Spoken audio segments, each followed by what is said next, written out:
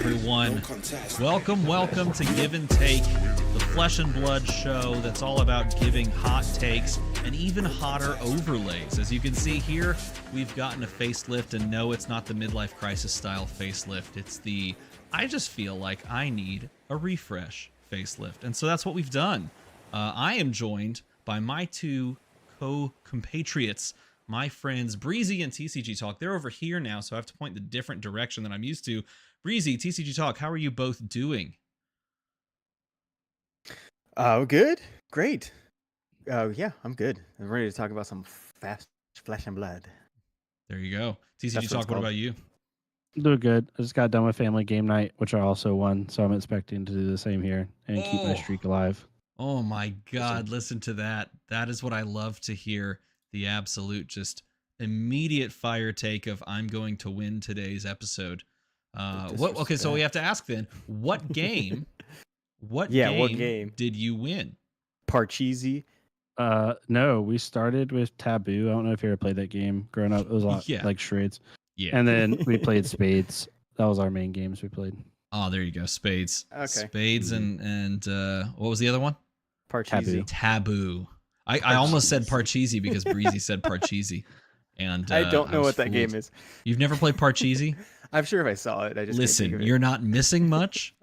Sorry if there's a contingent of Parcheesi fans out there, but I am much more of the Spades variety than I am Parcheesi. I'm a big board game player, as you can see if you glance behind me over there. There's a lot of board games behind me, but not one to pick up Spades. When the family's old enough, then we'll tackle the Spades. But thank you everyone for joining us. If you don't know the format of the show, essentially we will go through these topics that you see below.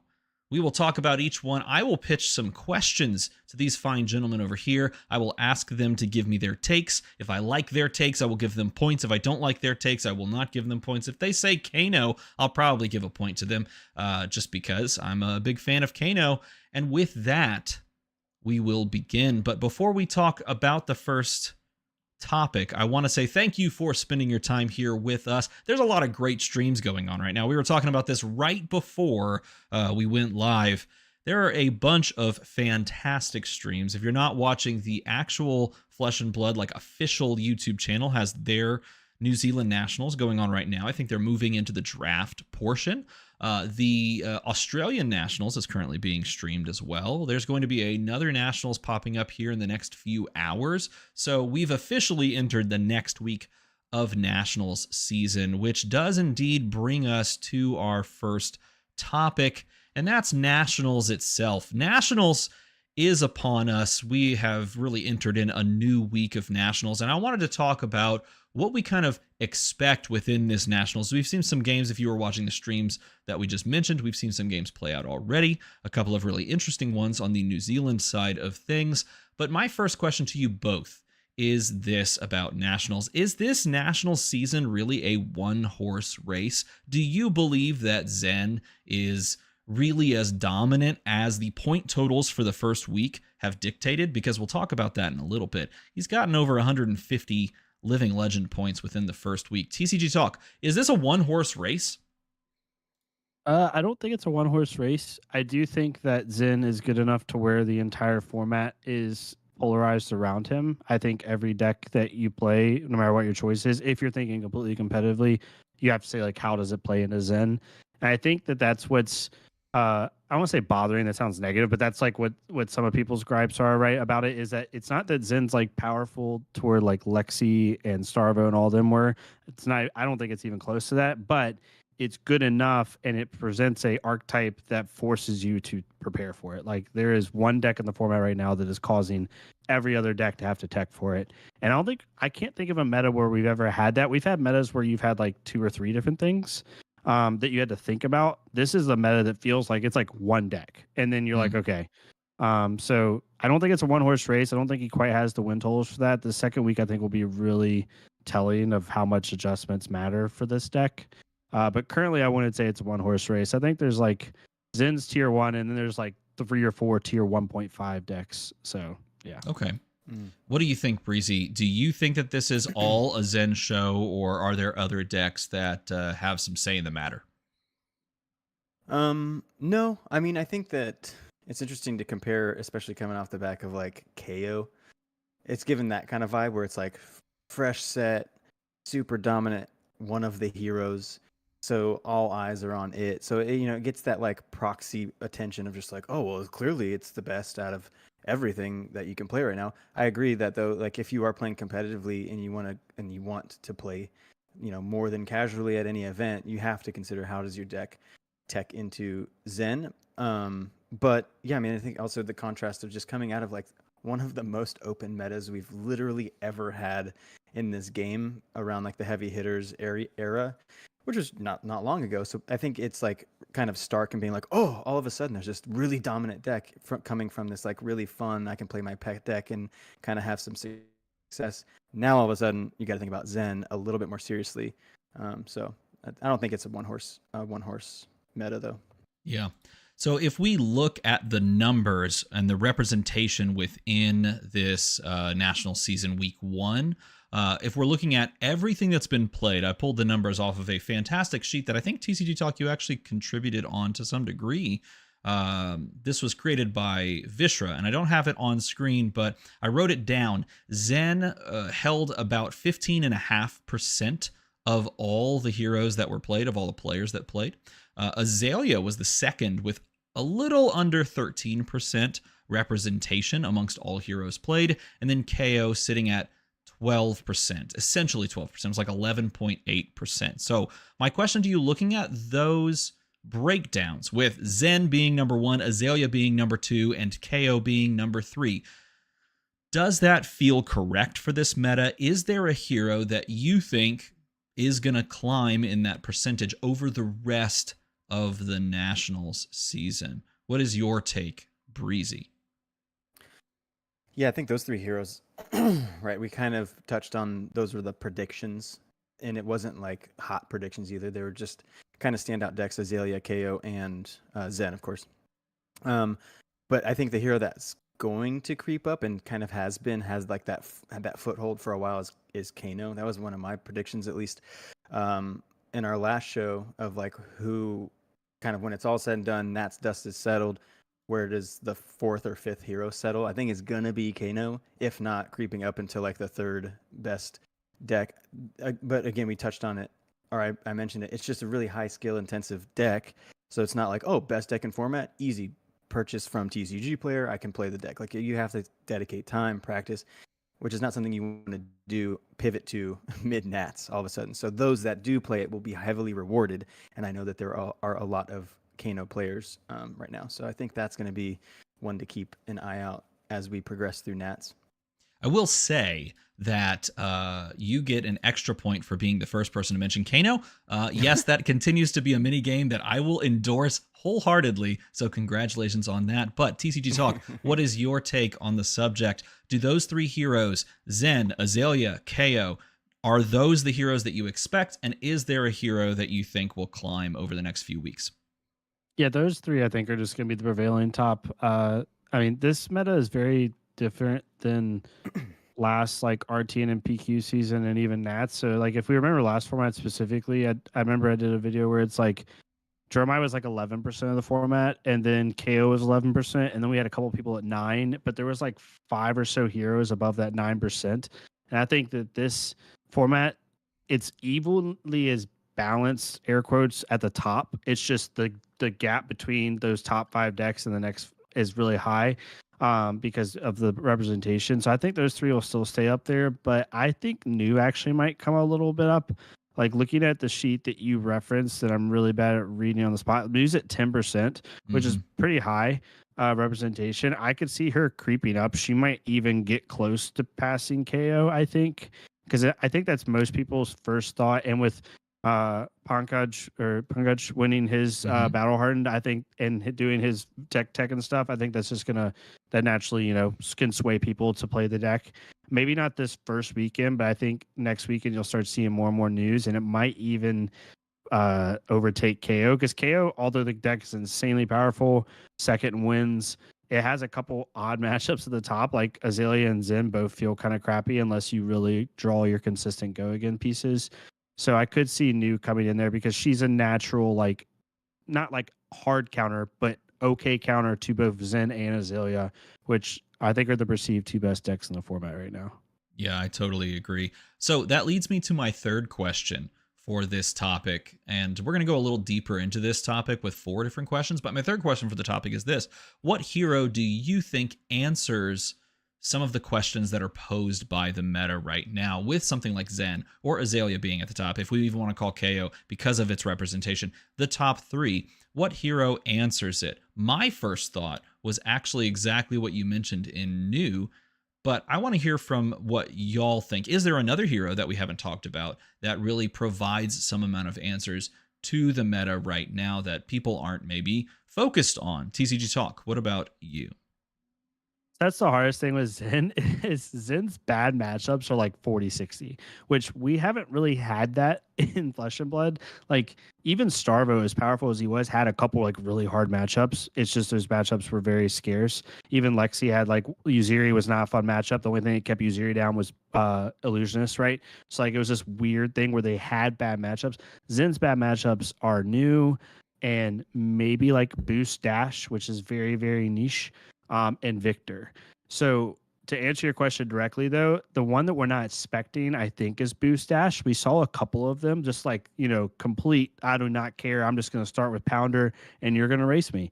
I think Boost Dash could creep up. It depends if everyone's packing, but most people are packing Amnesia in their deck and not Erase Face, right? Which is normally Dash's hate card. So I think the one that we're not expecting is a Boost Dash. I think you could see a lot of dashes just have that aggro package in their sideboard, and it could be a little bit problematic for Zen. So, I mean, we're even seeing it with Australian Nats. I don't know if they're on the boost plan, but we saw a couple dashes do well already, like where we're sitting here right before the podcast.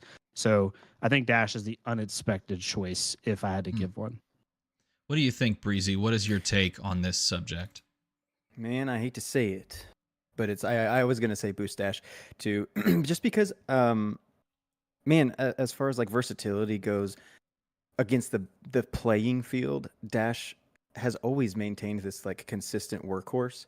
And then once she gets to the top, if you're built into a sideboard package that can wedge or hedge in, you can also have that pivot plan depending who you're facing at the top, whatever your local meta might be, etc. You can start to throw your defenses up, or my next match is into Zen. You're gonna have to race me, and it's just gonna be, whoever draws the nuts and gets there. So I think Dash ultimately, I wouldn't even say people are sleeping on it, but she just keeps having these ebb and flow moments, which is a telltale sign that she's an amazing hero by itself. But also on top of that, in the same vein, Dash.io is another one of those heroes that can also just go like super, super fast and punish you for not interacting. So I think that's one to also keep an eye out for as far as moving forward. And I don't know how she fares into. I'm not as familiar with like the Guardians and stuff like that, but I know when it gets to the top 3, she can go pretty fast and punish for no interaction.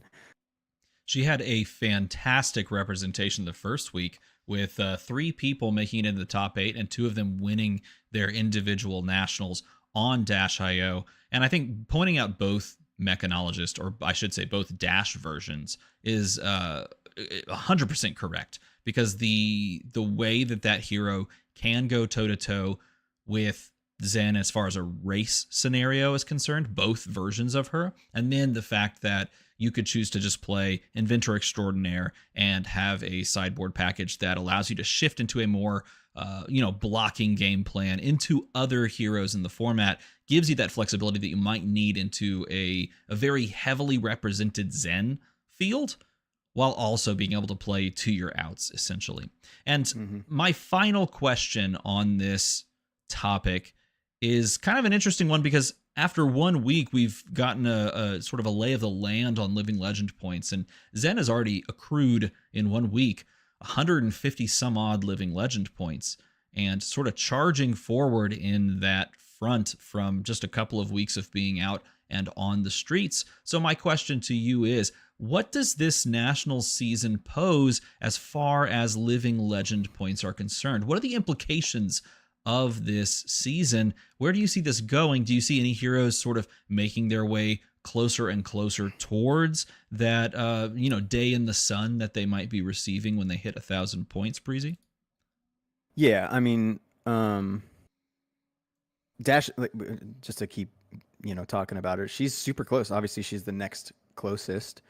And I think that we're going to see something similar happen with KO, where KO was just on an absolute tear, like just hundreds of points out of the gate. I think we might see something similar happen to Zen, but at the same time, on the same coin, like if he just didn't slow down, I don't know that would be a shocker. We've already seen someone speedrun Living Legend in the form of Starvo before, but some people might even be ecstatic if that happened.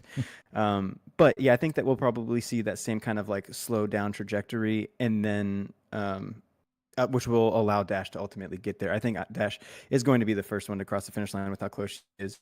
I know that I don't think we're going to have another Viscerai situation on our hand where it's like, oh, they're going, what? Dead stop. I think she's going to be really close, which is going to change things ultimately, because as we just spoke about, I think she is a clear answer to some of those top table, opponents. And when she's gone, it's going to be pretty interesting to see how people pivot and pick up, maybe just that call is Dash.io at that point. But yeah, that'll be really interesting to see how her departure makes people kind of pivot into a different play style. So do you think she rotates at the end of this national season? Does she earn enough points to get there at the end of this season? I just tried to pull it up, but my window won't pop up. What's she at? Do you have it? Do we have it pulled up? I know it was like it was really close, right? Like a sub 840, sub 150 or something. She has 835 points. Oh, she okay. needs 7 national wins from now to Living Legend. Yeah. And I can't remember how many points Nats allocate, because there's been some switching and stuff recently. But I think she does. I think I would love that. I'm going to say she does. There it is. I like that hot take. Yeah, that's what I want to hear. Is the hottest of takes. I think she does. There you go. By Breezy's admission, Dash is not long for this world. But TCG Talk, what are your thoughts on the implications of this Living Legend board and where it's going to end up at the end of this national season? So yeah, I have a weirdly hot take. I think Azalea crosses the finish line before Dash. Okay. Yeah, I think she does. Dash needs 7 more wins. I don't think she gets 7 wins between now and then. Nats. Now, if she did, I wouldn't be like floored, right? It's just if you made me pick, I would say she doesn't. Azalea is at 633 right now.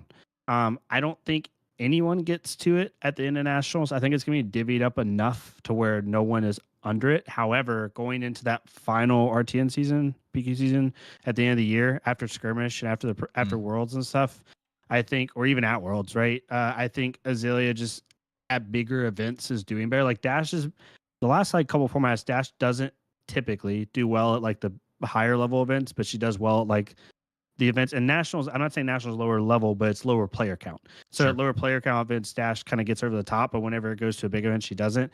So I think Azalea actually will probably like steal 1 or 2 big events, like 100-point, 50-point level events, and eventually pass Dash. I could see them both in like the 900s, but my first take is nobody Living Legends in national season. I think it's gonna be pretty even. I think Dash might win like 3 more and she'll be like right at 900. I think Azalea will finish like right at like 750. And then I think Azalea will have like a final kind of push at the end of the year and potentially hit Living Legend at the end of the year. If I had to make a guess. Yeah, I think if I had to weigh in on the subject, I would probably lean towards the fair and balanced take that no one hits the LL at the end of this national season. But man, would that be exciting if they did. That'd be pretty exciting. The Living Legend format would expand again. And that's kind of a big deal because our second topic, we're actually talking a little bit about that. The Skirmish season's coming up at the end of August. And the Skirmish season is 2 different formats. In previous Skirmish seasons, the formats have been Blitz and have been sealed. So a limited format and a constructed format in the form of Blitz. This time around, it's 2 constructed formats. The first one's Blitz, and the second one is actually Living Legend. So we'll start with Living Legend. We are going to bring up the old Blitz screen here, though, but we'll start with Living Legend. I want to hear your thoughts on the Living Legend format being incorporated into the skirmish season. How do you feel about that? I have my own thoughts on it, and so I'm curious to hear if you like this idea, if you think this is a good spot for it. We've talked about the Living Legend system. It actually started our podcast in a way, our show here. So what do you think about it being incorporated into skirmish season? Breezy. Man, I have like a slight bias. I have like a really big soft spot for Living Legend. Obviously, it's a way to revisit heroes that you obviously may have previously been super attached to, heroes that you just haven't thought about in a while. And previous to this inclusion, it's been side events at premier tournaments, worlds and pro tours and things like that. You'll find the offshoot, and then also leaving it up to armories to kind of casually throw in on a weekly whatever basis. So I have a big soft spot, and I love that Legend Story Studios is kind of leaving it up to the stores to decide, but making it an option. And I think it does more than just say, oh, I missed that hero. It reintroduces past heroes to new players. I think they took this as an opportunity to say, we're getting a lot of new players. I think they measure these metrics pretty heavily, I would imagine. And they're saying, well, let's give them a taste. Let's let them know where the game was and where we are and how and kind of where we're going, and give them that path. But then not make them feel like alienated, and like if they want to play that format, it's obvious from a company that we're introducing it and allowing it to be part of the grander scheme of things, not have fun at your little commoner table over there. Like, no, we respect this format. We want to start getting into it. So I think it's kind of coming full circle, because it's been 5 years in the making of like, what is this format? What are we going to do with it? And we've kind of been just kind of waiting. And so to see it be, hey, no, Skirmish has traditionally been a Blitz format, and now it being optionally CC Living Legend is huge. I love it. I know Dylan we were talking a little bit, and his store was like, they left it to a vote. And I hope that that's the case for all LGSs for this upcoming season. What do you think, TCG Talk? Do you like the inclusion of both Blitz and Living Legend as two formats that you can choose between? So for this specific format, I do love that they left it as a vote, right? Like our store, we haven't done like the official, like in the Discord vote, but I already know it's going to be Living Legend. Like everyone's talking, like we're already planning on it. Even some of the new players, we have a bigger scene, so it's a little bit easier to say this, but we're like literally saying, okay, we're going to do Living Legend. And for the brand new guys, literally tell us a deck you want to play, and we'll scrounge up the second deck and we'll let you play it. Like it's literally gotten to that point. Cause like there's so many guys that want to play Chain, but my friend Sam's like, you can play my Lexi deck, right? Fully tuned. I really like it. I have a little bit higher take. I hope this, I don't think it's going to happen. I hope eventually Blitz goes away as a competitive format. It shouldn't go away as a casual. It should be used as a tool to get new players in the door. I would hope that every armory that has even a reasonable scene is doing Blitz nights once a month, right? Just to get those in there. But I think Living Legend is like the perfect way. I saw Simo said in chat that LO makes it harder for new players to participate. And I'm not saying it directly wrong. Like everyone's scene's different. I can tell you, after playing the game consistently in 3 different states, I have never once, me personally, seen a new player come to a skirmish and play in an event with a tuned deck. Like it just doesn't happen often, because that jump is so high from like a semi-tuned deck. I think Living Legend actually is a good way to bring new players in, because you can say like, look, if you like Katsu, she's a casual one, right? Like you can build them in CC, and when skirmish season rolls around, you don't lose that deck. You now can play it in Living Legend. Like, yes, is the power level quite not there? Now that's on LSS to tune Living Legend just a little bit, right? So every hero doesn't feel like helpless. But I think if they tune it correctly, I actually think Living Legend would be healthier for new player growth, because you can tell someone, like, when you spend X amount of money on a deck, which we're going to talk about here in a little bit, like you can play it through the whole year, through every competitive season. And there's no like miss out, right? So that's just the way I think it is. I think Blitz is slowly becoming less and less of a needed format in the competitive scene, not in the game, but in the competitive scene. So I wouldn't even mind skirmish seasons being all Living Legend, but that's just me. Interesting. I have deep-seated feelings on your takes on Blitz, but let's talk about that, because the flip side to the coin of being a Living Legend format is that If you're not choosing that, you're choosing the Blitz format. It's a format that I was absolutely in love with for the longest of times. And I put down that format at the end of Worlds last year. I didn't pick it up until I went to Nationals when I scrounged around, scrambled, and got that deck over there, my Emperor Dracaya Vaser deck, back together. And I will say this before we open this up to questions. And I was making a video about it today, and I just didn't have enough time to post it today. I think the Blitz format is actually in the best possible place it has ever been prior to this moment. I think it's the healthiest it's been, and I would argue that it might actually be a healthier format right now than either of the other formats that people play, maybe even including Commoner. It is actually so diverse, it's confusing, and it could be the best case scenario right now for Skirmish season in the month and a half to be approaching and people to be jumping into that format. But what are your takes on Blitz right now? Do you have the same feelings that I do? Where do you sit on it, TCG Talk? So Blitz is a format in general. If we're just talking in regular, I love it. Like I played it in North Carolina, like when I first started the game in our scene, we only could play really Blitz. It's the only time people would come. Like we could never fire a CC event until we got a little bit bigger. We only fired Blitz events. So like I love playing Blitz. If we did a Blitz night on our wheat locals, I would not skip it. Like I enjoy it. And I do agree with you. It is the most healthy it's ever been since they did that mass exodus of living legend points that one season where they got rid of everyone, like the Iras and Dash and all that stuff, or not Dash, but all those other people. Like I agree with you. However, the reason, so if we're talking about casual, I 100% agree with everything you're saying. The reason competitively I think it's a little bit wonky is because there's a sizable amount of heroes that aren't in CC. So you have to make, if someone wants to progress, they have to make sure they use a hero that is available also in CC. Now there's not a ton of them, but there's a decent amount. So yeah, that's kind of where I'm at. I think Blitz should always have a place in the game. I think it's always where you start people. But I don't know, most of the time when people get really interested in this game, like I was telling y'all before the podcast, we have about, if everyone came, about 24, I'd say 20 to 25 people at Armory every week. If everyone came, and I swear 16 of those are brand new players that have joined in the last 3 to 6 months. But all of them, none of them want to play Blitz. Maybe it's just our area. I know every pocket's different, but they all just want to build their first CC deck, right? We always start a new player on the IRA welcome decks, and then after that, we show them all the decks, let them borrow our decks, and they immediately just want to go play CC.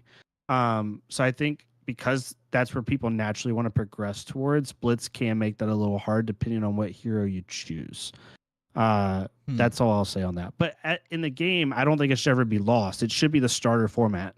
I just think competitively it might lose its flavor a little bit because it is even a little confusing. There's 48 legal heroes in Blitz right now. That's a lot. So it all depends on, like, I guess, your perspective and your area. Like, no one's right opinion is right or wrong. Like, I know Dice Commando, another great creator, said like his area is huge on Blitz. Like that's like all they play. That's like their main format. So it all depends on where you come from, I guess, too, on what your opinion is. Breezy, what is your take on Blitz as a format? Do you like it included continually in the Skirmish season, and what do you want to see it? Where do you want to see it go? Yeah, I love Blitz. Especially from a competitive level.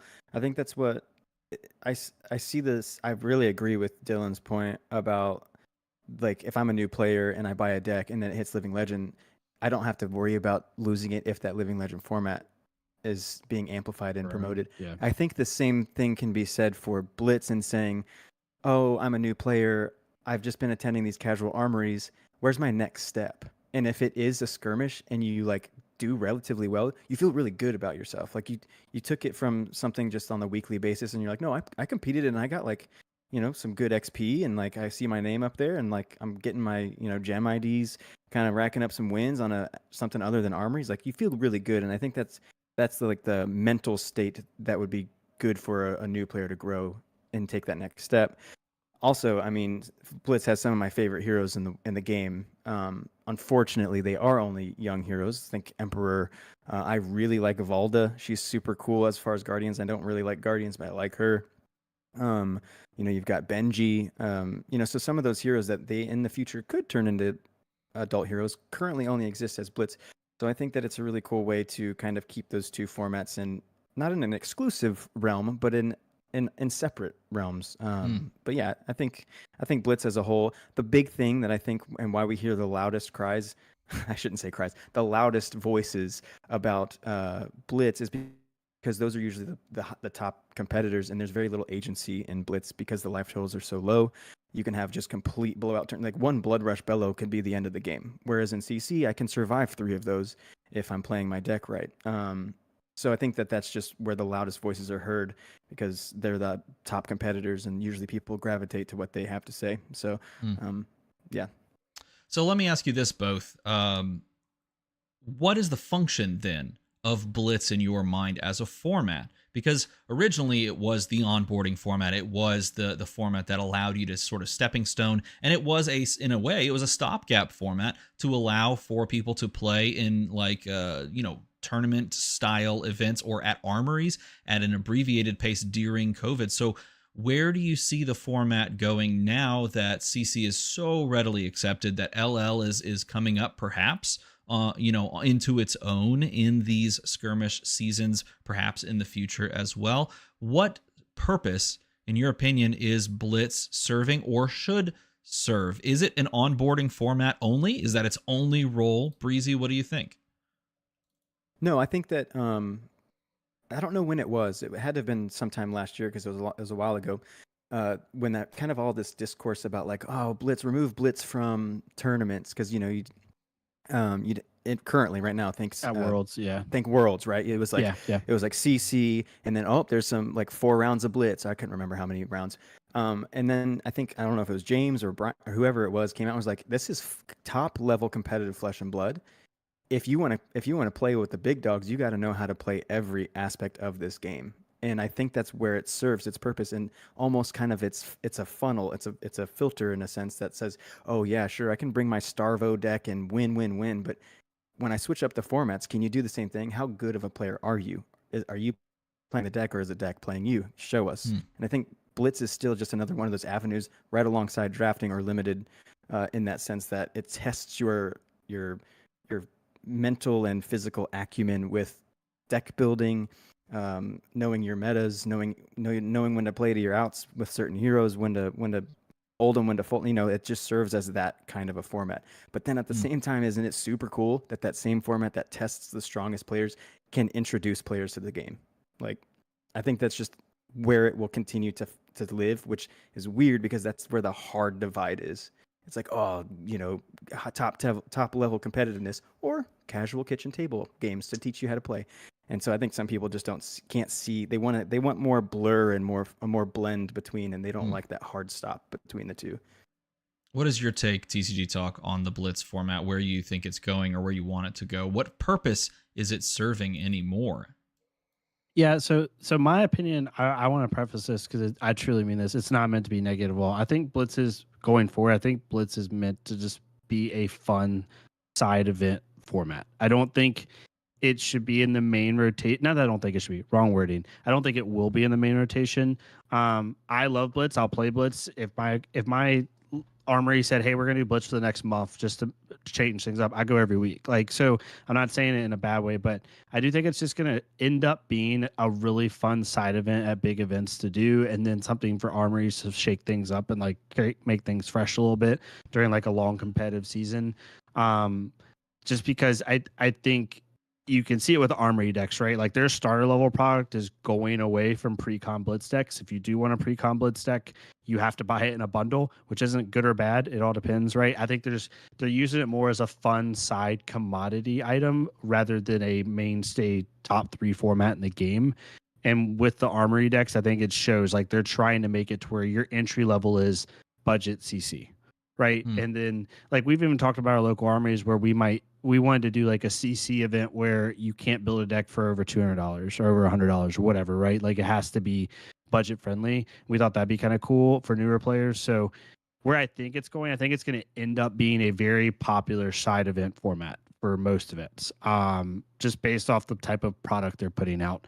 Where I hope for it to be is kind of that. I just hope for it to be a good break, right? I hate making examples and other stuff, but it's a powered down version of CC where Pioneer is an MTG, which normally I don't like making MTG references for good reason.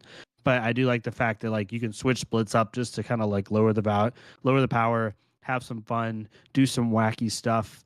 And again, this is a very big side note, but if they ever build up UPF, and like put that in, and you could start to wrangle those together, where it's like, okay, these smaller formats are more for fun, intermingle play, multiplayer, building relationships, having fun in the game.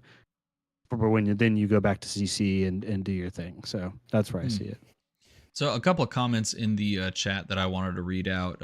Andre Benatti mentions Blitz Precon only is the answer. Good for newbies, really fun to play for advanced players, and cheap enough to be casual. How do you both feel about Blitz Precons? Do y'all have any takes on that versus just constructed Blitz? Do you prefer one over the other? What do you think, TCG Talk? Blitz precons are fun. We actually were talking about that in our locals Discord of like doing a Blitz precon tourney. We thought that would be kind of fun.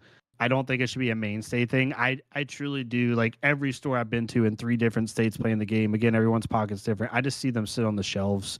Like the only time they're used is like the first week of players learning. And then after that, they're like, okay, I want to build my new deck now. Like very rarely do I see someone stick with a Blitz precon longer than like 2 weeks. So I do agree. I think LSS is making the right choice by putting a lot of focus on the precon Armory decks. If they start to get to the point where they're putting out like 4 or 5 a year, right, where players have choice, I think that would be really, really cool.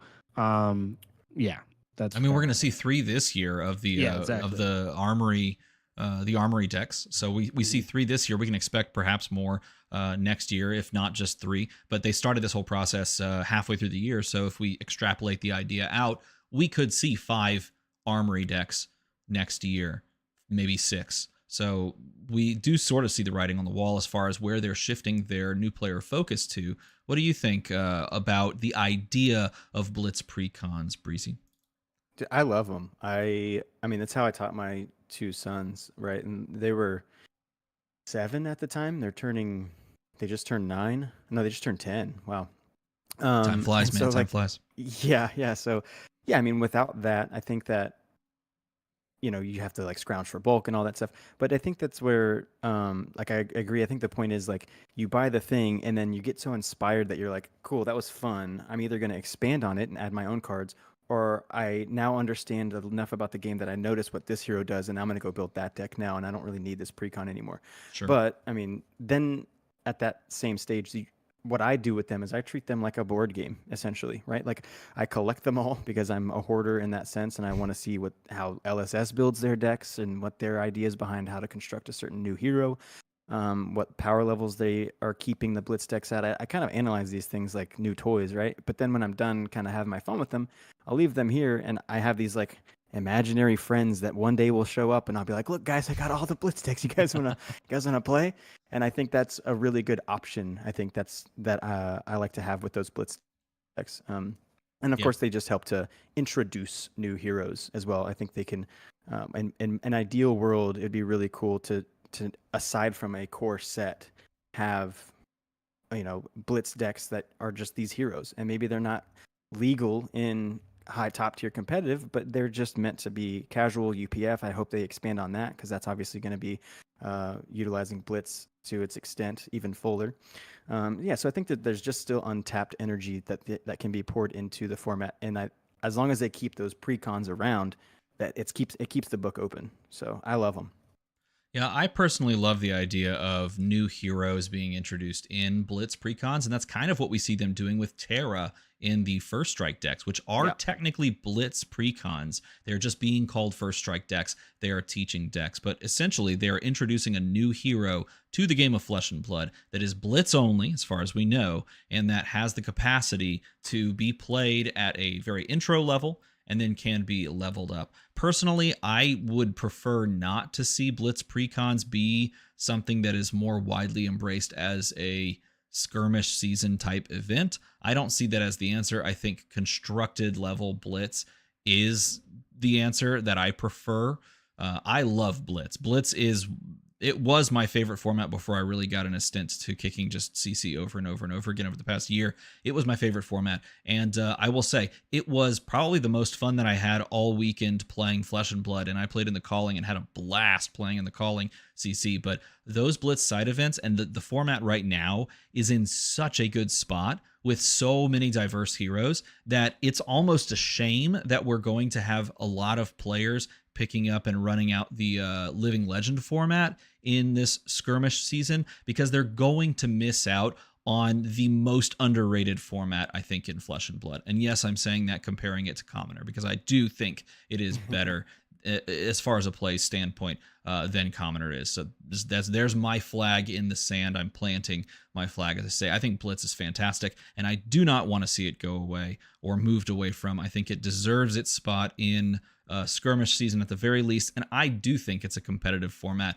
to whatever degree you want to call it. I think it should be viewed that way, and for it to only be the kind of fun side event format would be a disservice to the format as a whole. It's already lost a bit of its identity when it had to go through the sideboarding thing, and I have come to terms with that as a good move for the format. It is part of the reason that the format is in a good place right now. Even though it has lost a bit of its identity from just having to shift away from the polarizing matchups. That being said, it's created a great format that it is right now, and I don't want to see it moved away from, because it deserves to continue to live. That's how I stand on it. I feel very passionately about Blitz, and I would give myself points. I'm just saying, because like I have takes, I have hot takes, and I learned, like a lot of people, with Blitz, and I started going to armories, and I almost felt forced into playing CC. Like, that's the real format. Oh, okay. And like you said, then I was just on it like a year and a half of only CC. And then when you go back to Blitz, you're like, oh yeah, this is so fun. This is so good. It's a blast. It truly is. Stepping away from it and then playing it in two side events, I think it was like 35 and 40 person tournaments a piece. So 40 people were just like, yeah, it's time to play some Blitz. Let's go. Let's sign up for the Blitz. The second Blitz was like a bronze level event. It was like you turn in a bronze ticket. It was $10, like no prizing whatsoever. No one is really there for the side event tickets. I mean, it did give out tickets, but it was like a smaller scale. And yet people were playing it more than they were on the first day, on Friday, simply because, they were doing the things that were available to them, and because it was really, really fun. People are really excited about new heroes like Enigma New Moon. The fact that Arachne Solitary Confinement got some absolute gas in this set helps as well. And then a bunch of heroes got great sideboard cards and have just so much more equity into bad matchups than they did before, because those terrible heroes, like you mentioned, TCG Talk, have rotated out. Chain's gone. Kano's gone. Kasai's gone. Ira's gone. That's 4 heroes right there that move out of the way for other heroes to sort of take up their mantle. And it's created a fantastic format that I implore you to go out and give a try to. I have no fancy transition and segue into our third topic after my impassioned plea for more people to play Blitz. So we're just going to move on to topic number 3, and that's the Azalea decks. So we actually talked about this last week a little bit, because they had just announced the Azalea decks like the night before. And we had seen maybe 2 cards, but we didn't talk about those cards in depth. But in addition to those cards, they showed a few more. So we're actually going to talk about each of the cards. I have them pulled up right here on screen. I'm not going to bounce to a personal screen for you. I just want you to give me your takes on each of these cards, starting with Line It Up. It is a 1-cost yellow 3-block ranger action that says your next arrow attack this turn gets +3 power, and you may turn a face-down arrow in your arsenal face up. And if you do that, you get to put an aim counter on it, and of course, go again. TCG Talk, what's your immediate first take to this card? Immediate first take is flexibility. Like, this card's really cool in both Azalea and Riptide. Riptide, it allows you to like do the pseudo, like you can play this, respond with Riptide, drop a card down arsenal. So basically it acts as if your aim of Barb Castaway without Barb Castaway in it. So that's really cool. For Azalea specifically, this allows you to splash like one, it helps Sandscour Great Bow in multiple ways. Like now you have ultimate flexibility on how you give aim and when you give aim, if nothing's on top of your deck, all that stuff. But it also allows you to splash in aim counters, because the two biggest things with aim counters were, are they better than the current arrows, right? Like you look at barbed undertow, hemorrhage bore, whatever, drill shot, like are they better than just sleep dart, fatigue shot, whatever? And people are always like, well, if you can't get the aim on them, then they're just textless, right? So then is it worth it? Well, now this allows you to splash in those aim arrows a little bit better. Like you can put in a 1 or 2 of a barbed undertow and other stuff, because you're like, okay, I'm willing to take that chance if you're running straight Death Dealer. So it gives Azalea more flexibility. And the other thing that I like about this card, it's more of a macro point, is I think this kind of shows where they want the range, like we talked about before, where they want the Ranger class to go. They want it to be around aim, it seems, right? Just how Ninja's around combo. So really excited about this. Super powerful card. It's a yellow 3-block. Literally does everything that Azalea wants to do, pretty much, other than not costing something. So yeah, super excited about this card. Like this card and a couple other ones we'll talk about, really. Obviously, I'll let the new players buy it first. I'll wait like a couple weeks to see if there's any still on the shelf, but I'll want to buy a Azalea Armory deck just to kind of like play around with this and have some fun with it for sure. What do you think, Breezy, about Line It Up? I think the card's great. I think at first impressions, people are expecting a sash or something, and you're like, oh, it's gonna be like the card that breaks it all, because this was the first one that they showed.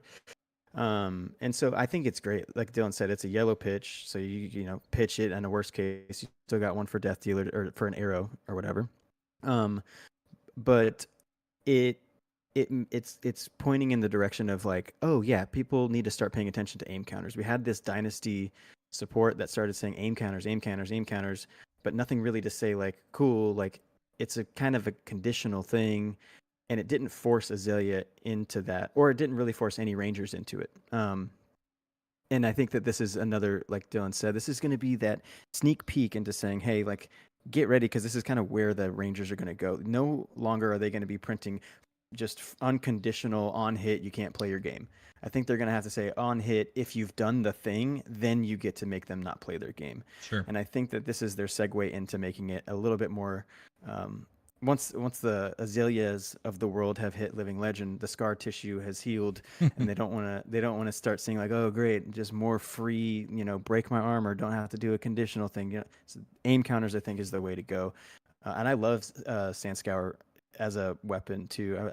I'd love to see Rangers stop using Death Dealer, because I think that's a crutch that they just have to lean on because it's just too good. So I want to see more bows. I want to see more Sandscours.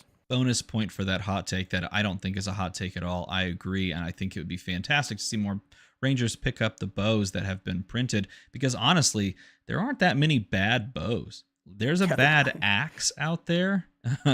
That was from Dynasty. But like Sandscour is pretty good, and there was an Azalea that top 8 with Redliner, by the way, this past weekend. I love Redliner. Had Redliner so and sick. DD in the list. I was like, oh my goodness. That's so hot. The other crazy thing about this, and the cool thing that we can talk about this with other cards that we'll talk about here after I move on from Line It Up, is that both Judge, Jury, and Executioner, which is an Azalea spec that was released recently, and Murky Water, which is a Riptide spec that was released recently, are good, fine attacks. In some case, in the case of Murky Water, a good attack that gets even better with an aim counter. And so this support gives a little bit more utility to those cards that already had some utility to begin with. Okay. Flight Path is something newly shown off. It's a Ranger equipment legs. It blocks for 1 and it's battle worn. Do you understand the implications of battle worn as a keyword in Ranger? That's so unheard of. Blade Break is the keyword for Ranger for the longest time, but here's battle worn. And as an attack reaction, you can destroy this. Target arrow attack with an aim counter gets go again. How do we feel about these boots, Breezy? I mean, obviously they look like Black Tech Whispers, so I love it. I love Black Tech Whispers. But point for that, because they do look like Black Tech Whispers.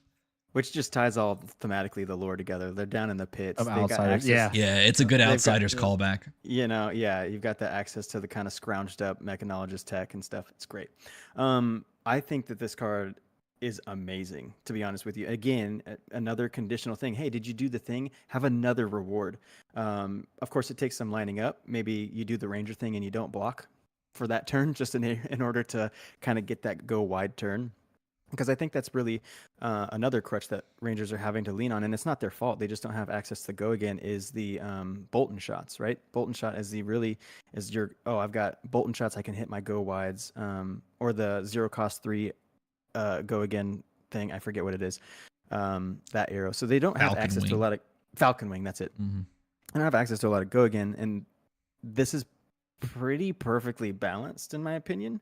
If it didn't have Battle Worn, I would be really sad. I think that they're starting to understand the balance that Rangers need in their equipment, because either it doesn't block or it does and you can't use its effect. Like it felt really bad with the other boots, Perch Grapplers, because those boots would in theory be amazing, but usually they're just fancy iron rots. So I think this is a home run. I think it's going to be a instant staple in all Rangers. What do you think, TCG Talk? Yeah, this is the card. So when I saw it line it up, I was like, oh, okay, every Ranger can use that. And then when I saw this, I'm like, okay, this is actually a Riptide Armory deck. So this card, along with the other ones we're going to talk about, just make Barb Castaway Riptide act like. So currently, right now, Barb Castaway Riptide has gone from complete meme to, all right, you can play us at Armories and maybe a PQ and not get laughed at because it's actually good enough now with Murky Water and stuff. Mm-hmm. So like in this card, if you run Perch Grapplers, it just immediately replaces it. It's a better Perch Grapplers. You block one less, sure, but like think of the because most Barb Castaway builds aren't running snaps.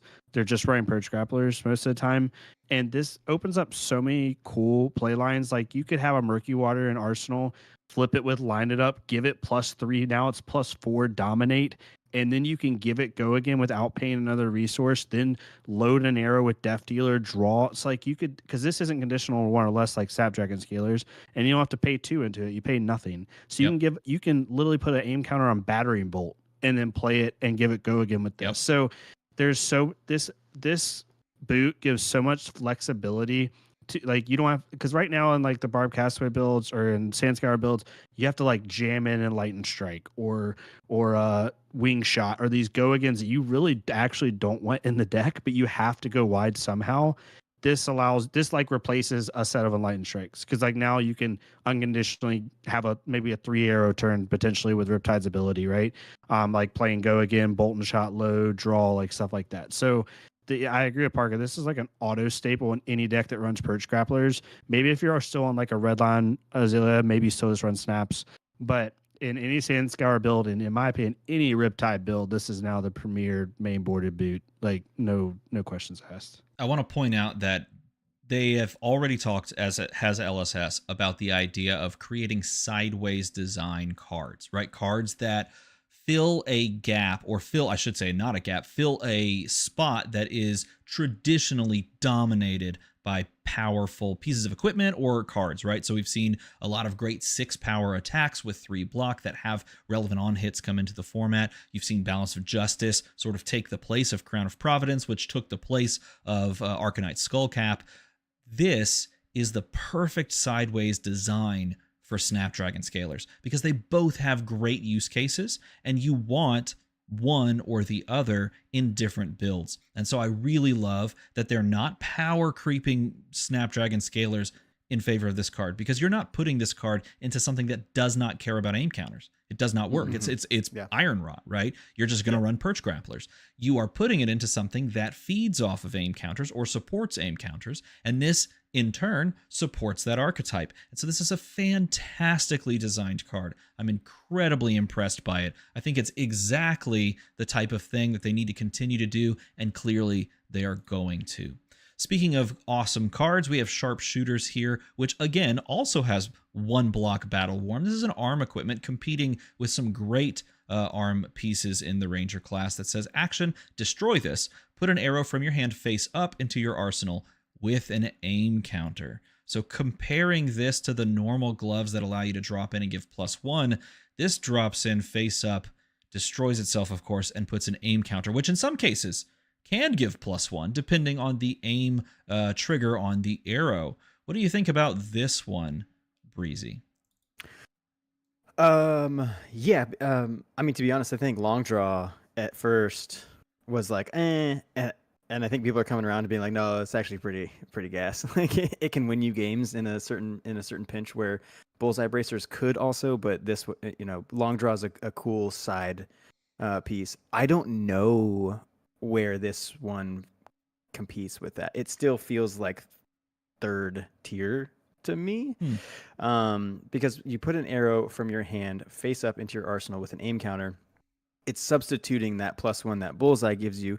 It does block, so maybe there's that if you want that additional blocking stopping power, but long draw has that as well, right? So I don't know. I mean, I understand the thematics of what they're going. They're all the equipment talks about aim counters, doing certain manipulation with things. Have you met this condition? And it feels really thematic for this contained deck. I don't know enough about Azalea particularly to know that this would like compete with bullseyes, bullseye bracers. What do you think, TCG Talk? I like this. So this, I think, sets up a whole lot of things. One side note, people think that this means we're getting a new bow because no one recognizes that bow. Like everyone's now saying, oh, there's going to be a bow they haven't showed it yet. It could be possible, but keep in mind, bullseye bracers, that bow's nowhere to be found either. Like that bow doesn't look like any bow we have. I mean, Bolt and Shot, to cut in, Bolt and Shot has 2 crossbows, one-handed crossbows. Yeah. Where are those? Exactly. I mean, come on. Flesh and blood. So this is really cool. And again, similar to what I said earlier, running this. So if you want to play Sand Scour, but you want to keep the power of DD, right? So you can play Death Dealer and then just run sharpshooters and line it up. And now you have 100% 4 chances to put an aim counter on something. So now you're able to, again, to splash aim counter without having to not run the least powerful blow, which right now is Death Dealer. So I think this is a way to do that. And the second thing is, I think this opens up opportunities to where they could basically aim counter could become like this mechanic where you're wanting to stack multiple aim counters.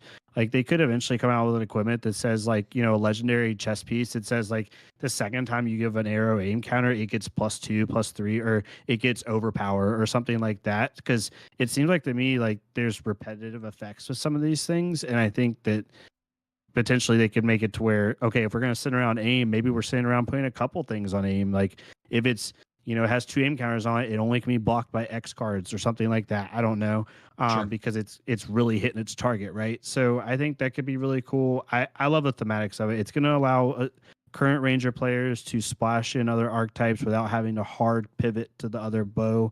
And for future, it's going to allow you to, like you said, play really synergistic, which I think Flesh and Blood, they've really been showing that the last year. They really want the heroes to feel like the heroes, right? They want you to feel the thematics in playing that class, and this just shows that they're sticking with that. And that's why you play Talishar and Zin.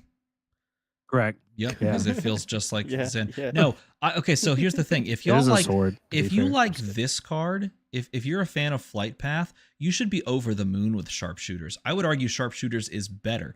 It is the alluring wave of new on an aim counter deck. It is the Vexing Quill Hand of an aim counter deck. It's an aim counter whenever you want it, at the best possible time. And it blocks 1 and sits there and waits for you to use it. And it enables these boots on a turn where you can like pop them both. It literally functions like the gloves and the foot slot that new has. And this is honestly, I mean, I'd be very easily convinced if someone said that this was slightly better as a functional piece than this was, because it gives you the aim counter, basically asking you to do the thing. It helps you do the thing. And what is like the fundamental issue with aim counter decks is not enough aim support. Am I right? Is putting aim counters onto actual like beneficial effects on cards. It's like this arrow gets +1 if it has an aim counter, and it also does this thing, drill shot. Well, okay, how am I getting an aim counter? I have to run crappy cards to do that, and then I have to find said card, and then I have to play it just to get the payoff. Not anymore. Now it's just sitting on the board. It's just, to me, this is quite good. Yeah, and like, I know this is a Armory deck, but like with Riptide, you combine this with Flight Path, and this literally says, drop a Murky Water, give it +1 dominate, go again for no resources, right? Like, you're able to use flight path and sharpshooter in tandem to give your murky water +1 go again, dominate without expending a resource, which is pretty insane. So Yeah, that's some really cool like in-game synergy. I'm blown away by this card. I think this card's fantastic, and I think more people are going to see that if they continue to support the aim side of things, because that is the one thing that's holding it back is aim support, and this is the aim support. And finally, we have Target Totalizer, the Ranger head equipment that blocks for nothing and says action destroy this. Whenever an arrow with an aim counter hits this turn, you get to draw a card. So all three of these pieces of equipment can combine to create just an absolute pop-off turn. You could do things with line it up, but really you're focused on flight path, you're focused on sharpshooter for the aim counter, and then of course Target Totalizer drawing you a card. So how do you feel about this one, TCG Talk? So I saw the, not memes, but the funny, like obviously everyone goes Christmas, magical Christmas land when they see this type of stuff. Like this combined with Tri-Shot, which allows you to activate your bow 2 more additional times. So like you can just keep drawing cards, which would be pretty nutty. But yeah, no, I think this is a good substitute piece. One, for right now, for budget players, it's nice, right? If you don't want to pay $50 for Skullbone Cross Wrap because Azalea is very meta right now, this is perfect for that. Like I do think this might be the next best piece if you just don't want to run a heavy, high-priced block piece, right? Like this is better. I actually can't think of a better budget option other than just running like Battle Worn 1 or like Blade Break 1 equipment, right? Because Skullbone, New Horizon are all pretty expensive pieces, and you're not going to buy a crown or a balance. So that's one thing. 2, this allows you to have, again, play more into that aim counter thing. And when Azalea eventually goes, then you can, because like when Azalea goes, currently, Skullbone Cross Wrap is textless. Like no one really cares that much about it, right? Unless you're really caring about opting your Riptide deck. So now you can start to say, okay, in Riptide or whatever Ranger do I care about, potentially drawing cards and having a big pop-off turn late game, right? Do I care about blocking more? Do I care about having 2 arsenals? Like, so you're going to be able to do that. So I love this. This is very similar to like Good Time Chapeau or like these other really synergistic. Good Time Show is really powerful. That's a bad example, but these really synergistic equipment pieces that they're starting to print at the rare majestic slot that give, again, we're talking about accessibility. Like new players can pick this up and it's probably going to be like $10 if that, and you could run this for your first 6 months in Ranger and feel okay about it, right? Like on hit draw a card, right? I wish it was Battle Worn 1. I think that would have made it like really good, and then they would have had like a full suite of Battle Worn 1. Other than that, though, it's probably the least powerful of the 3, but it's still a good substitute piece if you don't want to buy Skullbone or New Horizon. Breezy, what's your take on this one? Yeah, definitely. I'd agree that it seems like the least powerful, but whenever if you pull off like a cool combo turn where you break the gloves, do the thing, break the boots, or break this because you maybe have a rain razors or something because it's going to push over the top, and you do this real cool final hurrah at the end of the game just to get one more hit in or whatever. I think that's where it shines, because the fact that you have to destroy this prior, right? If this was an instant or a reaction or something, you kind of have to be like, I'm confident that this is going to happen, and then you're showing your hand to your opponent when you do something like this, right? It's like taking your tunic resource off before you play your reaction instead of in the reaction step. It's like, oh, okay, they must have a trick up their sleeve if they're this serious about something hitting. Either a dominate's coming or they got a rain razors. So maybe I just overblock here, and they wasted their headpiece for nothing. Unless it's an aggro mirror. Unless it's an aggro mirror, for sure. And then you're just eating good. And then Bolt and Shot doesn't, or not Bolt and Shot. Gosh, I don't know what I was thinking. Anyway, so this is the least powerful in my opinion. But at worst case scenario, if it does hit and you don't have the go again or anything, arsenals matter in Rangers, and you just get to get that card, throw it in the arsenal for next turn, and you might have that upper hand just starting your next turn with this card right here. So aim counters matter on all of the equipment, which is just a telltale sign of what the deck itself is going to be comprised of. So I love that. Yeah, I do agree with you both. I think this is the least powerful of them all, but I will also say that it is the payoff piece for all three pieces of equipment. There's an enabler, right? We have the enabler that actually creates the aim counter. There's another enabler to an extending turn, but this is a turn enabler. It allows you to go wide. But this is the payoff. This is the reason that you would want to put aim counters on things. It's the reason to build a deck, because if you're building a deck with aim counters in mind, drawing more cards. This is, I mean, if you're thinking about it, it's sort of like the poison the tips in reverse on a card, or like on the board at all times, right? So your poison the tips, when your arrows hit, you force cards out of your opponent's hand, right? They discarded a card. This draws you a card every time your arrow hits with an aim counter. So this is like, in a way, the opposite, and it's just sitting on the board ready for you to set up a combo turn. So it's encouraging you to maybe hit a couple of times on a turn with aim counters. And so I would agree that it's the least powerful, but it probably has to be, because if the payoff to this huge combo is I draw 4 cards, that's too good. That's way too good. I don't know. This has me very excited to see what this deck actually does, because that much encouragement of the aim mechanic really, like you said, Breezy, could point towards where we're headed with the deck, and it could create some really cool, like, new play styles, perhaps, of Azalea. And I, for one, am interested in seeing that. And it also feeds Riptide and any future Ranger that could be coming up, which is very, very cool. And that moves us into the final topic, everybody. And the final topic is a bit of a spicy one, because this past week, I should say, I released a video where I talked about deck prices within Flesh and Blood. There are a couple of decks that have been doing quite well in the meta right now, and the prices on those decks, not too terribly high in comparison to what I remember from years past. When you look at Oldham being a lion's share of the meta, sitting at over $1,000 for his deck, these heroes, Azalea and Kano and Dash IO, which we talked about early on the stream, and even normal Dash, the switchboard. Heck, even a Dorinthia was one, picked up a win this past weekend. All of those heroes are fairly cheap in comparison to those previous deck prices, but it drew some ire from some comments, and it also created some great conversation on the cost of a deck in Flesh and Blood. So I gathered up a couple of those comments that I very much enjoyed reading, or that I very much enjoyed how much conversation it created, and I want to get your takes on these comments. So, and keep in mind, this is not in any way, shape, or form targeting towards the people that made these comments. I think that they did a fantastic job of inciting conversation, inciting not in a revolutionary style way, but maybe you could take it that way.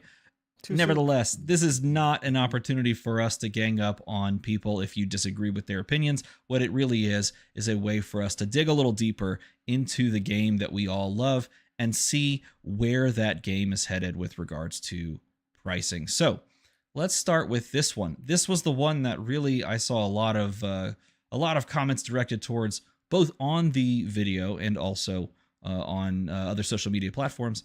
And I won't read the whole thing, but I will highlight that there's a couple of comments here about the price of staples being around $1,000 for players to pick up, and those staples making decks prohibitively expensive. There's the idea that a budget list in Flesh and Blood is only $250, or maybe even $500, so on and so forth. Now, I never use the word budget in the title, in the thumbnail, or anything like that. The focus wasn't on these are budget lists. It was on these are tournament winning or top 8ing lists, and look at the price of them compared to the possibility that they could be more expensive in the past. Nevertheless, what is your take on this comment? Do you agree with it? Do you disagree with it? Do you think that there's some kernel of truth in here? Where does this take your mind, I should say, Breezy? I mean, this person, again, I'm not gonna bash or anything, but this person clearly has been in. It's an interesting dichotomy, because the first statement indicates that they are in the Flesh and Blood community, and in order to know that this is standard Flesh and Blood cult hive mind coping. But then later, towards the latter half of it, it indicates that like staples are something that might be Eye of Ophidia or Heart of Fyendal or Arcanite Shard, which are the farthest things from staples, and can certainly have workarounds. And so it makes these kinds of statements hard to take. I take it with a grain of salt. It almost feels like this was someone that maybe got pushed out of the game due to their personal budget, or the game took a turn at a certain time and they could no longer afford it, et cetera, et cetera. So overall, though, I think that there is something to be said. Like you mentioned, it's a great way to incite a conversation because this is their perspective. They're entitled to that.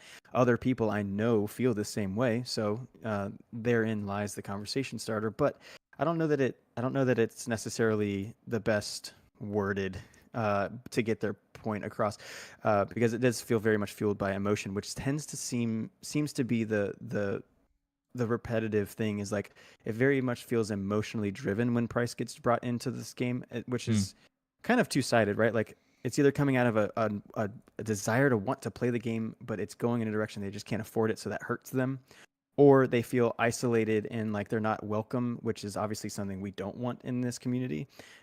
But then on the other side of it, you have collectors who are like, I'm grateful that my investments are worth something in the long run. It's a tradable card game, right? And if I wanted to, I could play these cards and win more money and turn that investment back into my pocket. So yeah, it's just it's a big topic and go really deep with it. But the statement is, again, I think just fueled by emotion, which is something to be considered.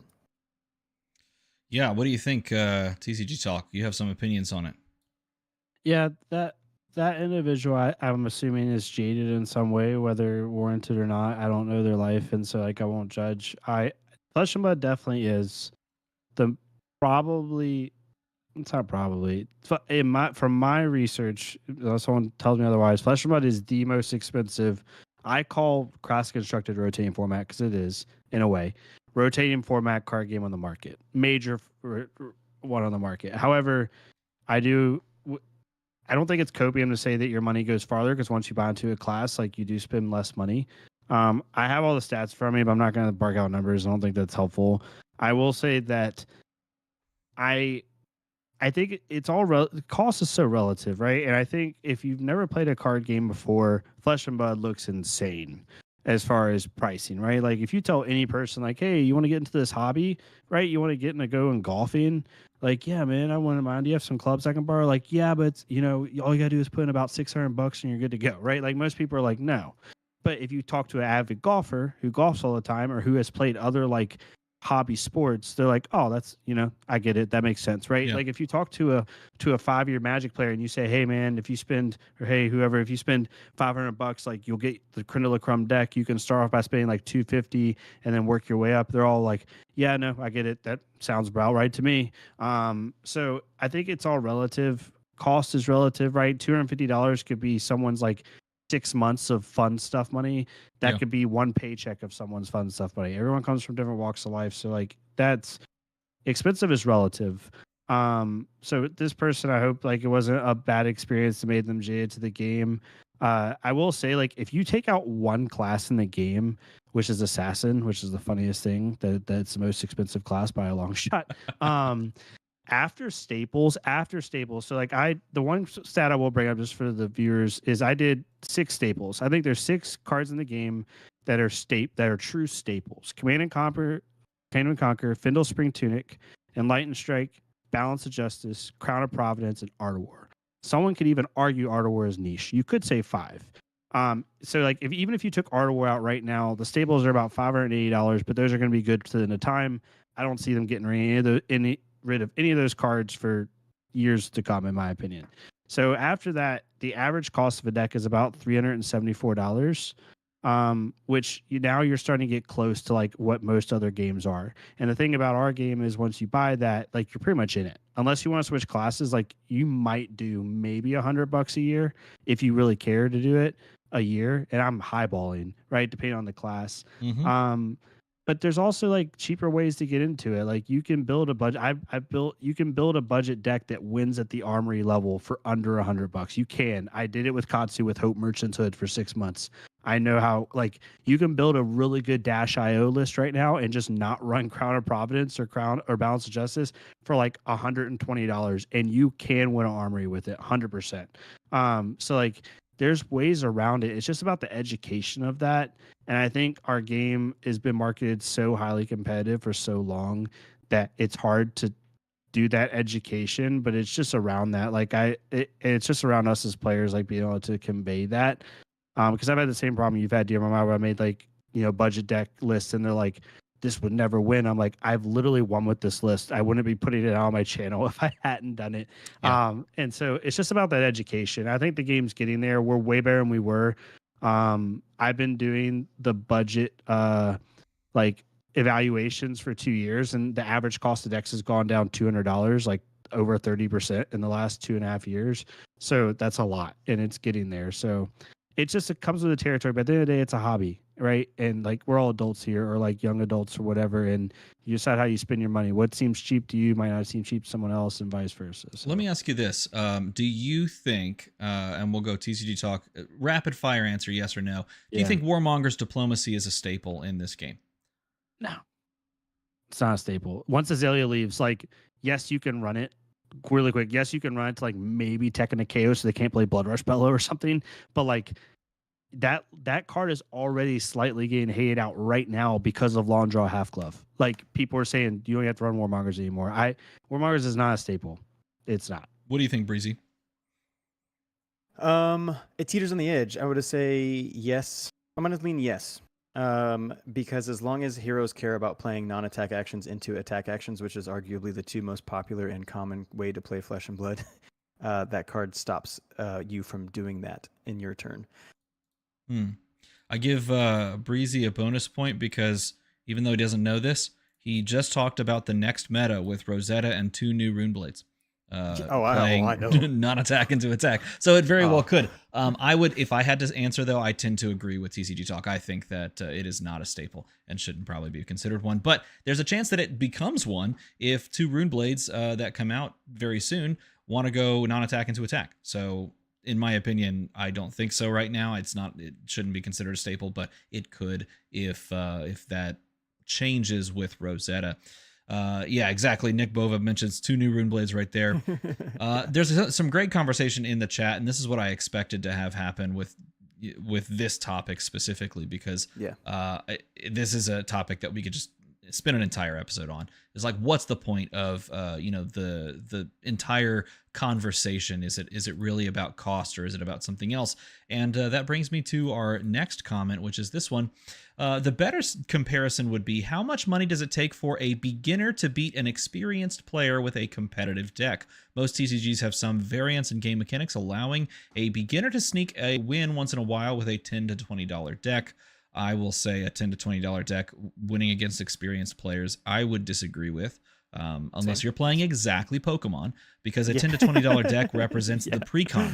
And if you as well, and maybe there's so much variance in your game, like you get flooded with mana and you lose to someone who's playing a precon, that that could count. But outside of that, we can change those numbers. And I think the fundamental core concept of this question is really a good one. What is your take on this question? Should we be asking the question of what's the price of just a competitive winning list? Or should we be really asking the question, how much money does it take for a beginner to beat an experienced player in any sort of TCG? Breezy, what is your thought? Yeah, I don't think these two are related whatsoever. Time, they say time is money, but not in Flesh and Blood. Like, you have to I could spend $1 million and get every card in existence and the highest rarity, and that doesn't make me a good player. The time that you put in learning the heroes, the time that you put in learning your meta, the time that you put in losing. You just gotta lose, and you gotta build your deck, and you gotta conform to what's ebbing and flowing and what's relevant. No amount of money is going to buy you that experience. Although I do understand that that amount of money can buy you that experience in other games. And I think that that's where people either just feel disheartened when they want to play a cool looking game like Flesh and Blood. They're like, oh, this looks awesome. And then they learn, oh, I can't just pay to win. And that bothers them, I think, because then even if they were to pay to win, it's more than the $50 that Pokemon would cost to pay to win.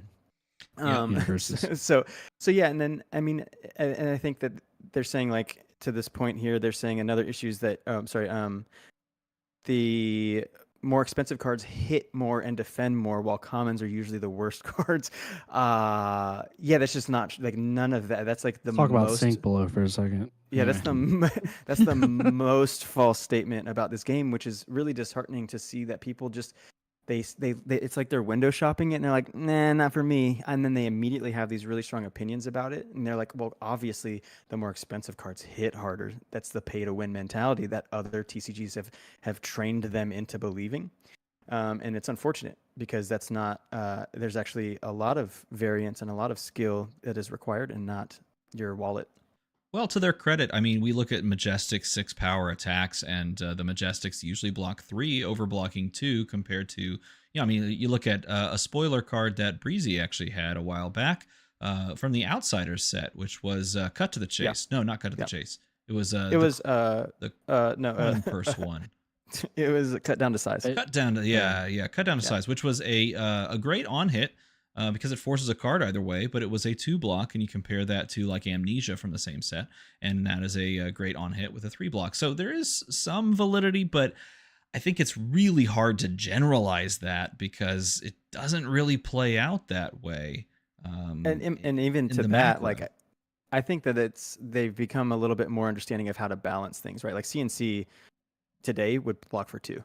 It shouldn't block for 3 with the power level of its on hit. And so where Amnesia is super niche, Cut Down to Size is like, no, if this hits you, like, you have, and you don't interact with me, I don't care what class you are or what pitch you play or what, non-attack, you're gonna discard a card. You lose so a card, that's gonna balance anyway.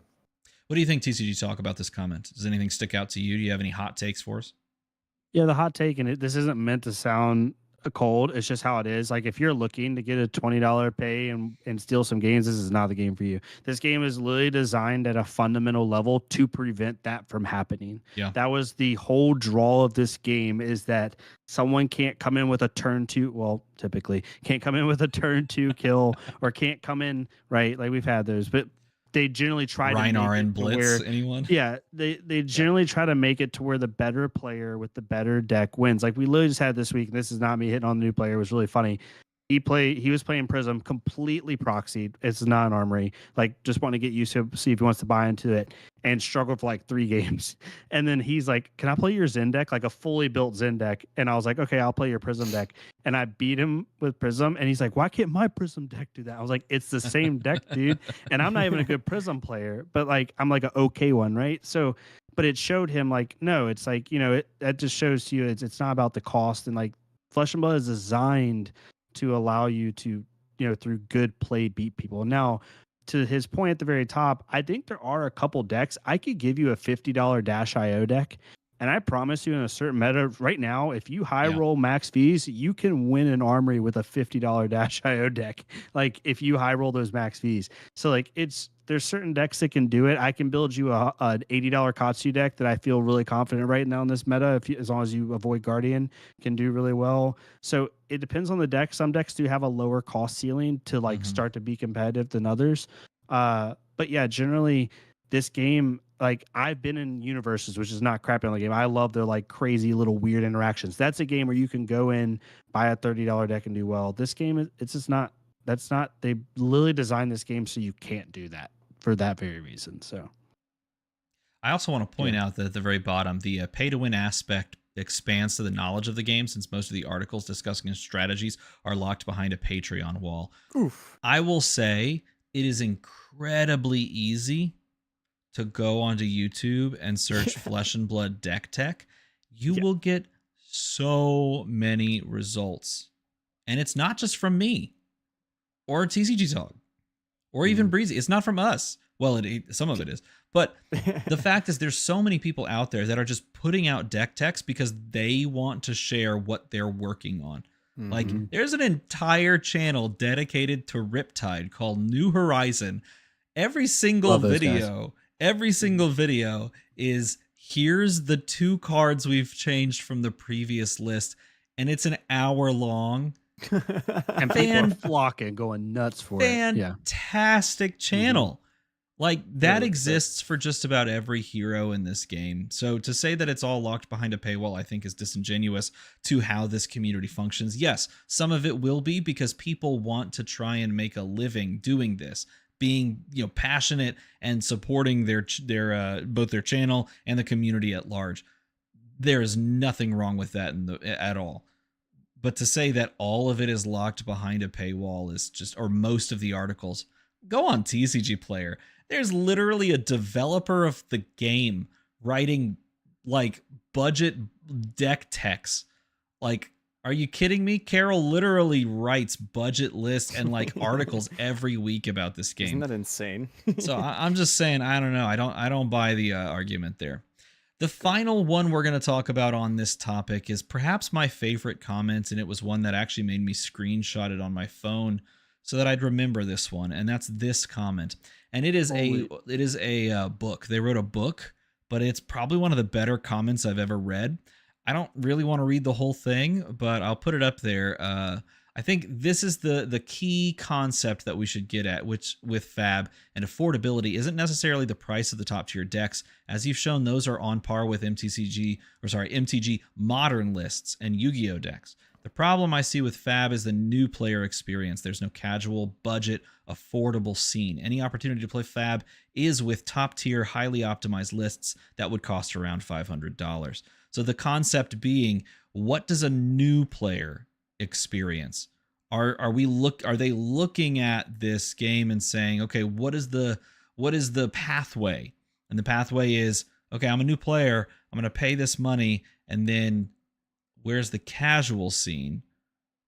There is no. Okay, so now I'm going to immediately jump into the Armory side or higher level super cutthroat type players. What about this concept? Is this what we should really be asking, Breezy? Is this where we should be focusing our attention as a game?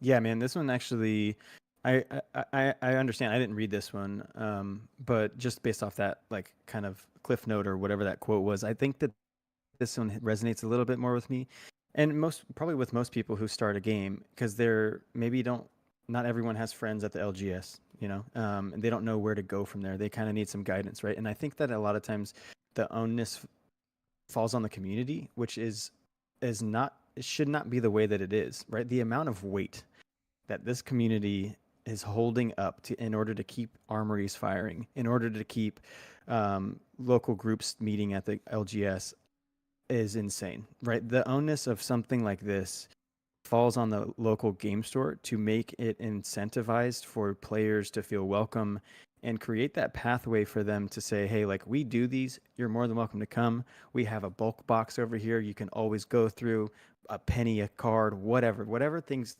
LGSs can do to make things more comforting for people. Because I do understand that as a new player, if you're just wanting to get in, but you don't want to go to Pro Tour, where do you play? Flesh and Blood is a very highly competitive game, and not everyone is a highly competitive person. And I don't think that people should feel alienated from a game that they seem interested in, right? And I feel that way too. I'm not a Pro Tour player, a very casual player, but that also means that I have to understand that when I do go play at armories or pre-releases or whatever, I'm going to be shoulder to shoulder with Pro Tour players, right? So I can't get discouraged by that, but I can't feel like that's my only place that I can play, because otherwise I feel like I'm stuck just at the kitchen table playing with my 10-year-olds, right? And that's not fun for me. That's not always fun for me. I need an outlet, and I think the onus falls on local game stores, and that's just unfortunate. The unfortunate side of things, but then also, I mean, maybe that's the assets and tools that Legend Story Studios is trying to give them, or maybe it doesn't have access to give them, and maybe the onus actually falls back on Legend Story Studios to make it easier for local game stores to run these things and make it easier for casual players. They certainly have a heart for casual players and new beginner players, because look at all the products coming out, but where's Yep. their next step, right? And this, I'm not sad or mad or even like what at this comment. I mean that checks out. I understand and I resonate with that. What do you think, TCG Talk, on this concept? Is this where we should be targeting and really looking at for the idea and the concept of cost within a game?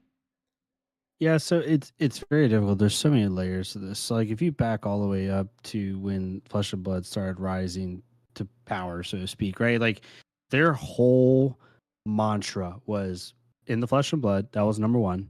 And number two was competitive play first. From James White down, that was the marketing message. Was like we care about the competitive player, we care about balance, we care about making a high quality product. Right? Casual was nowhere. Like, yes, we had Blitz, but as far as like hard marketing, like why should you play this game? That was for I'd say the first 2 years of the game, from like 2019 to like 2021, 2022. That was kind of like where the game was. And now they're slowly starting to shift it out, right? Like they're trying to create more stuff. But even now, like it's mainly competitive. And so I think it's really hard because similar to Parker's point, like what's the next step? Because it's like a business, right? Like if you have a 5-year local business and you're known for one really niche thing that you do better than everyone else, like, and you're out of debt, you're making tons of money, you're starting to get to the point where like you're being considered in the top 3, whether it's warranted or not, right? So like all this success is happening. It's like, should we try to expand on this, or should we just double down and go nuts into what got us here? And I think that's what a lot of businesses that have success do. So that's kind of the hard thing for me. I know some people agree or disagree on the last, when I talked about it last. I do think the next step is trying to like make UPF only sets, like side sets and stuff, like try to do it to where like it gets its time in the light without taking away from the current competitive like pipeline. However, that takes manpower, that takes time, and we don't. And LSS is they punch way above their weight class with people they have. So it all comes down to time and resources at that point. But yeah, it's a very hard thing because like me, the old marketing manager in me says, no, we're just going to double down on what's got us here, which is how, like we do one thing arguably better than every other TCG on the market right now, which is competitive play. Why would we stray away from that? So it's hard. Like I'm not disagreeing with Parker hard here. I'm just saying I don't think it's alienating casual players. I'm just saying like there's certain games like Pokemon. Yes, there's high tier events, but it's a casual game, and like that's okay. Like if you're looking for crazy balance, like to the T, not to search your deck 18 times a game, Pokemon's probably not the game you should play. And that's okay. So I don't know. I'm okay with them focusing more on the competitive aspect and using the casual. Just find a way to get the initial barrier to entry, but I don't think they have to have this fleshed out casual system. But I know that's kind of a lesser popular opinion for sure. No, I think you touch on a good point of the idea of committing to what you've already committed to. Like the tent pole of Flesh and Blood, one of the tent poles of Flesh and Blood is competitive play and premier organized play. One of the other ones is collectors and like the collectability of a game. And that factors into the cost as well. Breezy, you mentioned that earlier. The idea that if you mass print and lower the prices of all these cards, collectors are adversely affected by that. I wrote an article for MinMax Games recently talking about that exact thing, about what makes something collectible and why does LSS care so deeply about it? Why is it one of their tentpoles of making a collectible, a beautiful, aesthetically pleasing, competitive, well-balanced playing game? Like these are all the things that they strive for. And sometimes the cost of something like that isn't going to be on parity with, well, really you can't be on parity with Pokemon. Pokemon is just its own thing, but on parity with some of those cheaper entry-level games. The question really does come down to what matters most. And so I'm going to ask you, as a tiebreaker of sorts, what in your opinion matters the most in this game? Is it low barrier to entry? Is it collectability? Is it play a bit? Like, what do you think, in your opinion, matters the most? TCG Talk. I think what matters the most currently is what's really made them grow the most as organized play. Like if I had to put it on one thing, that's one thing they do so much better than every other card game in the market And I think it enables everything. It enables new players to come see the game, come play at side events, come do cool things. It helps, the local game store scene because then they can play off of that a lot better. I think that's the number one. If I just had to give one, I think the organized play is where they need to go into, especially with going to a new region in Japan. I think if they continue to grow every step like they have every year, the last 3 years with their OP system, yes, you're going to get some people who can't afford it. And that's just that's life. In my opinion, I know it's kind of a harsh answer, but I think that's what's going to help them grow personally. Breezy, what are your takes? I say barrier to entry, focusing on new players, because we've already seen this, right? We're seeing new faces at the top tables, and we need to continue to see new faces at the top tables. And how do you get the next generation into this game if you don't begin cultivating that today? You can't. Your inspiration for new players can't solely be, oh, look at them, I hope to one day be like that. You can't hope that. You got to get in there. How do I get in there? What's my path? They already have a really elegant pathway, right? They're tier 1s, tier 2s, tier 3s. But the tier 1s are so in the shadow of what's at the pinnacle of what you could be, what you can be. Well, how do I get there? And this comment is just a clear example of they're struggling to find that pathway, or whether it be a price thing, they don't know what it is. So I think that it needs to be, I think the most important thing long term is focusing on new players. And I think there's no better proof than first strike decks that are being printed right now. I have said this for the past year now. I was on a podcast. I can't even remember when it was, but I commented. I was asked the question, what is the most important thing going forward into the future to continue to make Flesh and Blood grow? And it's the consistency of support. And in my opinion, it falls to how do you bring in and cultivate new players to the game? Because if you're not bringing in new players in new regions like Japan, just new players in general to the game in the region that you're already in, then stagnation is death. Yeah. Consistency is that answer, and stagnation and not growing your player base is, I think, very dangerous, especially in the climate of trading card games that we're in right now. With so many options. If you're not trying to pull in new players, you will lose players. It is not a flat surface. You are not on a flat surface. You are pushing a boulder up a hill, and if you stop pushing, that hill rolls. Or sorry, the hill rolls. No, the ball rolls down the hill, right? And that is the fundamental issue that I think all trading card games should consistently be looking at, is how do we continue to garner new players into the game of, in this case, Flesh and Blood. Because if you're not pulling in new players, they're going somewhere else, and they might be bringing their friend with them.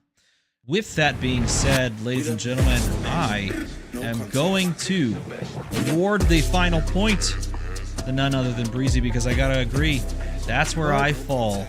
He picks up the win in a narrow. I will say this was a fantastic episode. Just a peel behind the curtain, everyone that's watching at home. We targeted an hour for these videos, an hour to an hour and 15, and we accidentally went an hour and 43 minutes from the time of streaming. So I guess we just had too much of a good time, but it was that good of an episode with that good of topics. And congratulations, Breezy, on just barely squeaking it out at the end in two incredible competitors. Do you have any just words to say and just acceptance speeches lined up? Man, Dylan's great. The more we do these, the more I really respect him and you. Obviously, y'all's opinions are, and that's the beauty of it, is they stray slightly, and that creates great engaging conversations. So, but also, I want to piggyback off what Dylan promoted last week, or was it last week? We're on Spotify. If you're on Spotify and I know you're here watching this right now, for those of you in chat, thank you so much for being here. But if you ever feel like I can't make it this week or whatever, go listen to the Spotify. You don't have to look at us. You just listen to us. So check us out. I'm sure there's a link down in the description now. Surely there I'm is. sure there is. I'm sure that it's right there, and it's amazing for people to be able to click. How awesome is that? And thank you for bringing up the fact that we have all of these episodes completely up to date, and I haven't missed the mark by choosing to not upload last week's episode to Spotify. No, you're right. 100%. Check us out on Spotify. Do all the things that make people find it on Spotify as well. And as is Give and Take. Yeah, there you go. Search Yeah. a Flesh and Blood podcast. That's right. Yeah, straight up. That's the way SEO functions. And as is customary, you win absolutely nothing this week. And you will start at a -1 deficit for calling out my obvious omissions. I didn't know. Next time we go around. So TCG Talk is in the driver's seat next time. TCG Talk, do you have anything to say for yourself before we wave goodbye to the audience? No, nothing. Malaysian Nats is on 1-2 Juice's channel right now if you want to go watch that. And the Australian Nationals are on 1-2 Juice are really cool people. Go watch their stuff too. But yeah, that's it. I love it. I love it. All right, my friends. I have no further words. If you like this type of content, make a number go slightly higher and let us know in a comment below. Otherwise, we wave goodbye to you, and we'll see you next time. Hopefully at the same exact time. At this same time next week as well. Bye-bye.